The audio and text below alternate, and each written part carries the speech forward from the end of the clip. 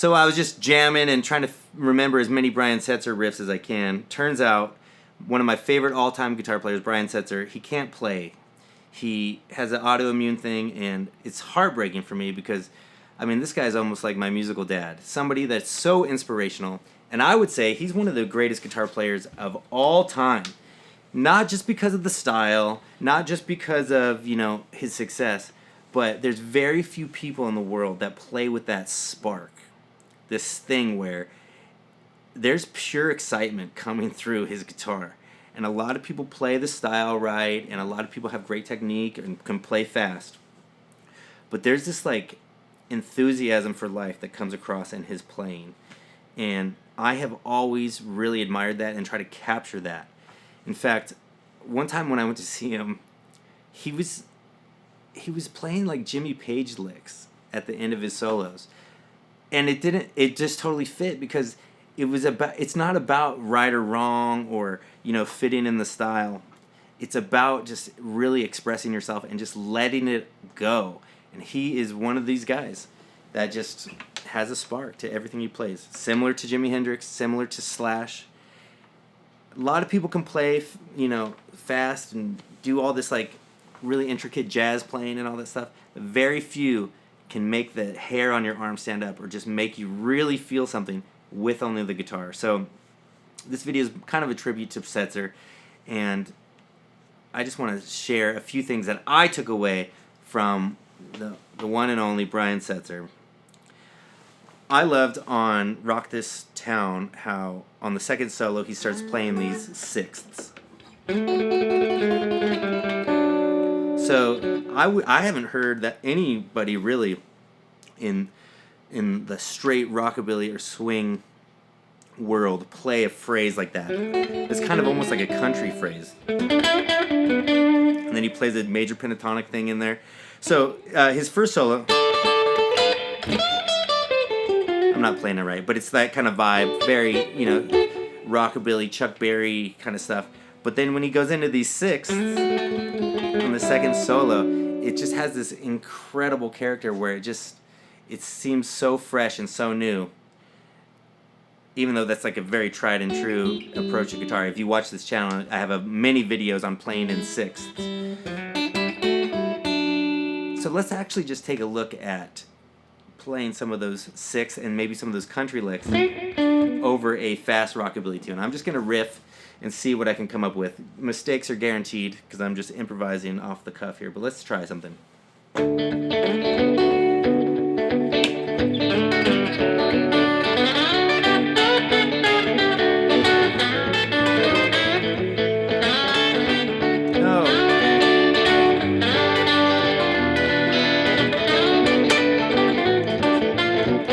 Again.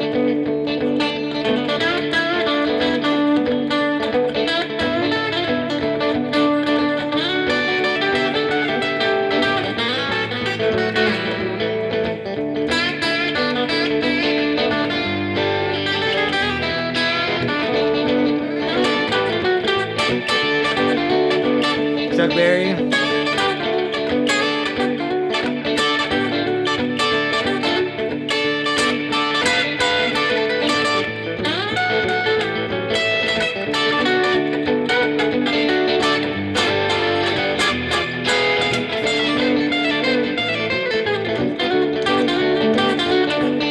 Time with the sixth.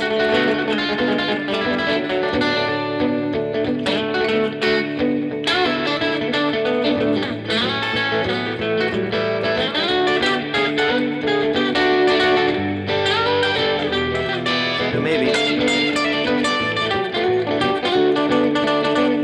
I started thinking too much there at the end, but let's try it again. And let's look at, I'm thinking Chuck Berry. And of course I learned this lick from Brian Setzer, the great ending lick. Great ending lick. And then I was doing the sixth like he does in Rock This House.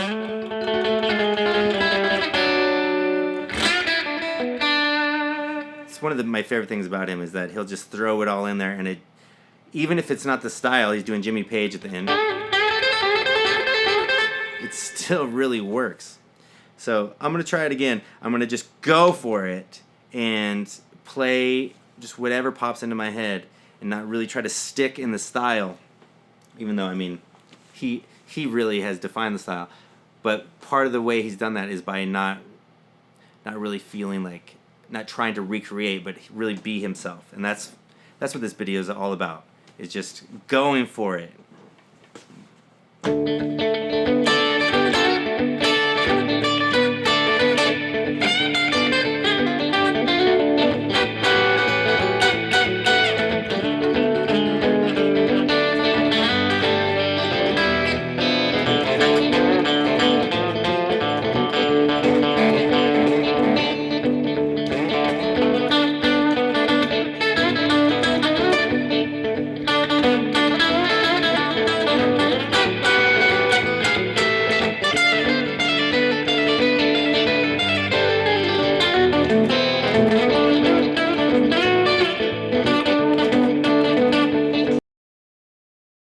Hope you guys enjoyed this lesson. If you want some free lessons, go to blackbeltmusician.com.